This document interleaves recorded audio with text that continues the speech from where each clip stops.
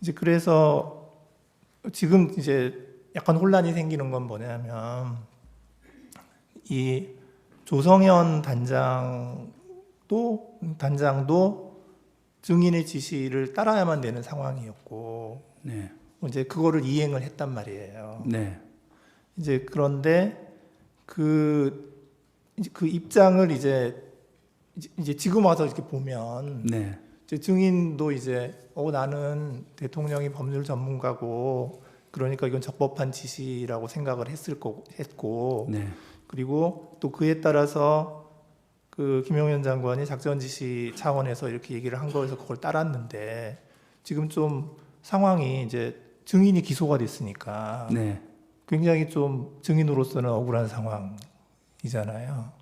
저 말씀입니까? 네, 증인으로서는. 저는 책임져야 될 상황이고, 우리 우리 단장 2명은 제가 당시에 그래도 빨리 그 사람들을 생각한 거는 신뢰하고 있고, 어떤 임무가 구체화되면 할 수 있는 사람이라 생각해서 판단해서 정한 건데, 제 입장에서는 되게 미안하죠. 그렇죠. 네. 그러니까 그 두 단장들도 사실 지금 입장이 굉장히 곤란할 것 같고, 네. 그분들도 지금 조사를 받은 것 같아요. 예, 그래서 이제 결국 그 이제 증인의 재판에 같은 데에서 이제 그 단장 두 명의 그 진술도 증거로 사용될 것 같고, 예, 그 입장은 똑같거든요. 지금은 대통령에 대한 탄핵 재판이지만 네. 여기에서는 증인의 진술을 지금 증거로 쓰기 위해서 네. 지금 오늘 증인으로 나오신 거거든요. 네. 그래서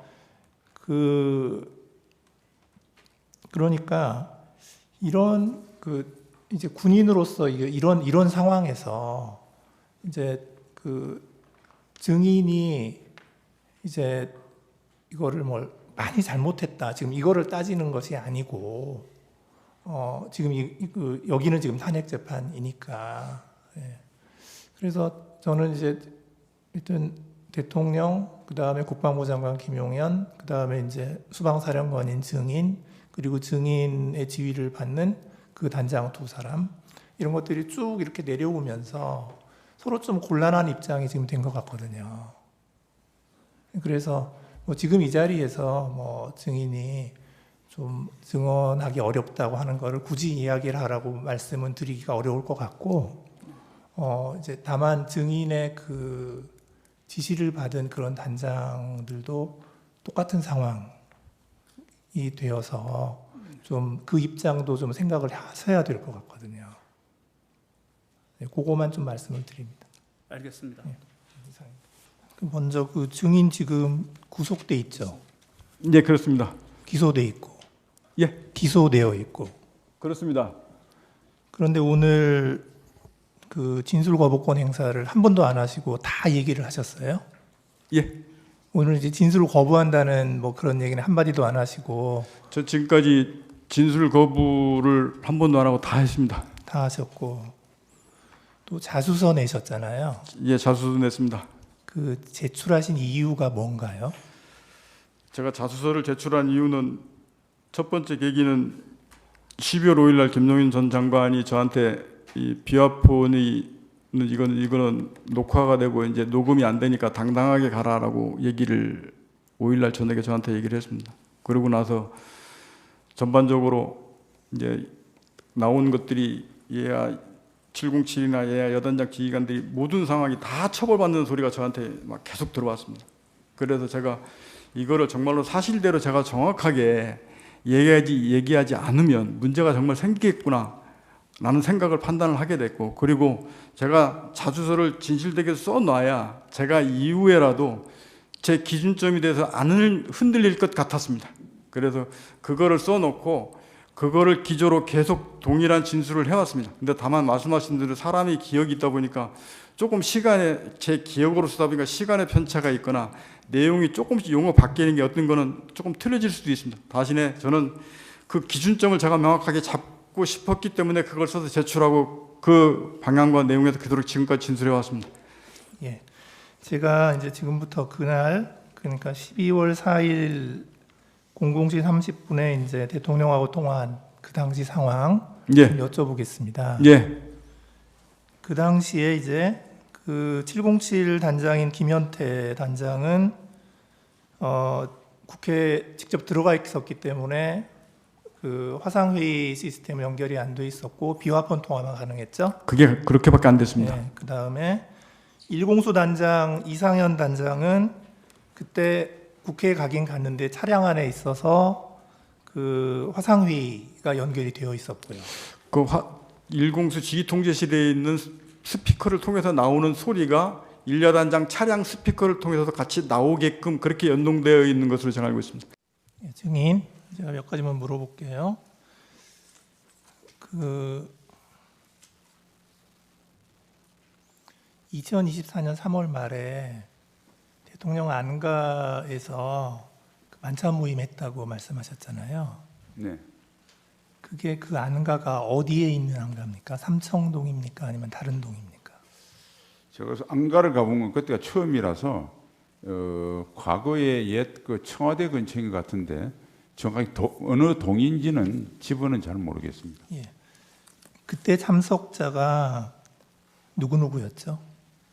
네, 저하고 저는 국방장관이었습니다. 김용현 경호처장, 조태용 국정원장, 여인영 방첩사령관 이렇게 있었습니다. 그 당시는 증인이 국방부 장관이었죠. 네. 이제 그때 그 대통령이 뭐 비상한 조치에 대해서 언급을 했죠. 다시 한번 말씀해 주십시오. 비상한 조치에 예, 대해서 예, 예, 언급을 예. 했죠. 예. 그때 그거에 대해서 증인은 반대하셨다고 했죠. 예, 저를 보고 그렇게 하신 것 같아서 저는 뭐 군을 책임지는 국방장관으로서 그에 대해서는 재고하고 좀 다른 의견을 표명했습니다. 그때 그 자리에 있었던 그 당시 그 조태용 국정원장 그리고 김용현 경호처장, 여인영 방첩사령관은 그 말을 듣고 다른 얘기 안 했나요? 예, 아까 말씀드린 대로 저와 국정원장의 어떤 의견 표명 후에 대통령께서 다른 주제로 전환을 하셨습니다. 그래서 그 두 분은 그 말씀할 기회가 없었던 것으로 제가 기억하고 있습니다. 그러면 조태용 국정원장은 뭐 찬성했나요? 반대했나요? 조태용 국정원장도 사실상 좀 다른 의견을 낸 것으로 제가 기억하고 있습니다. 예. 그리고 그 다음에 바로 집으로 안 가고 그 증인 공관으로 김용현 여인영 데리고 갔죠. 네, 그렇습니다. 이제 가서 무슨 얘기했나요? 예, 그날 이제 식사 끝나고 대통령님과 국정원장은 이제 따로 복귀하셨고 군 후배 2명이 남아서 가는 길이니까 우리 집에 차나 한잔하자. 원래는 그냥 그런 의도로 했습니다. 그래서 이제 대화를 하는 과정에서 아까 대통령 하신 말씀이 화제에 올랐고 그래서 대통령께서 그런 말씀은 아무리 술자리라도 사람들한테 하는 게 좋지 않겠다 이런 뜻으로 아까 진술한 대로 그렇게 그 두 사람에게 당부를 했습니다. 근데 이제 그 청사로 복귀한 시간이 아까 증인은 1시 55분이라고 그랬는데 대통령이 비상계엄을 해제 발표한 시간이 아침 04시 26분이에요. 한 2시간까지는 아니고 1시간 한 40분 정도 후인데 왜 이렇게 시간이 오래 걸렸나요? 뭐 제가 기억하고는 우선 그 총리가 들어오시고 총리가 또 그 국무회의 소집 건의를 하시고 그래서 일단은 국무위원들 소집하는 시간이 걸렸을 거고요. 그다음에 그때 저는 이제 해제할 때는 저하고 비서장이 배석했는데 정식 문건을 만들어서 해제에 관련된 발제를 국방부 장관이 했습니다. 그리고 그 문서도 있었고요. 그래서 그런 뭐 행정적인 정리도 좀 있었을 거고, 그럼 대통령께서는 국무회의 하기 전에 대국민 담화를 하시겠다고 그래서 또 담화문을 작성하고 이런 시간도 있을 거고, 그래서 뭐 그런 시간이 소요됐을 것으로 생각합니다. 그 한덕수 장관은 그 비상계엄 관련 국무회의의 요건을 충족하였느냐 이런 질문에 자기는 평가를 못 하겠다. 네. 이제 그런데 자기 생각에는 간담회 정도 되는 것 같다. 이렇게 말씀을 하셨고요. 그 다음에 오영주 장관은, 중기부 장관은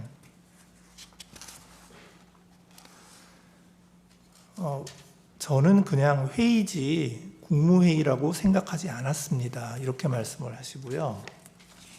그 다음에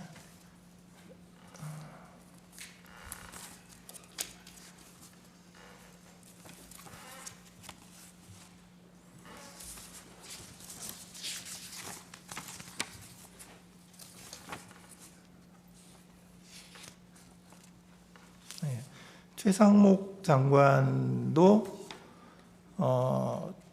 그날 모였던 것이 국무회의라고 생각을 하지는 않습니다.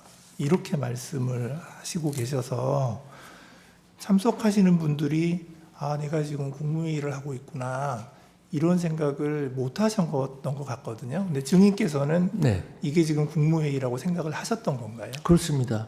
제가 아까 말씀드렸다시피 저는 그 자리에 계신 대부분의 국무위원들은 국무회의를 한다고 생각했을 거라고 아까 말씀을 드렸습니다.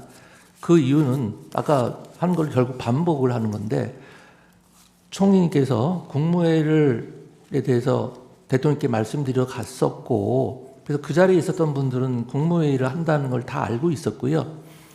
그 의사 정족수인 11명이 되기까지 기다린 이유가 과연 무엇인지 제가 묻고 싶습니다. 국무회의가 아니라면 뭐하러 그냥 11명 올 때까지 대통령께서 비상계엄 선포를 30분 가까이 미루면서 기다릴 필요가 없는 것 아니겠습니까? 대통령실에서 출발해서 이제 국정원으로 차를 타고 가고 있는데 대통령이 전화를 했어요, 증인에게.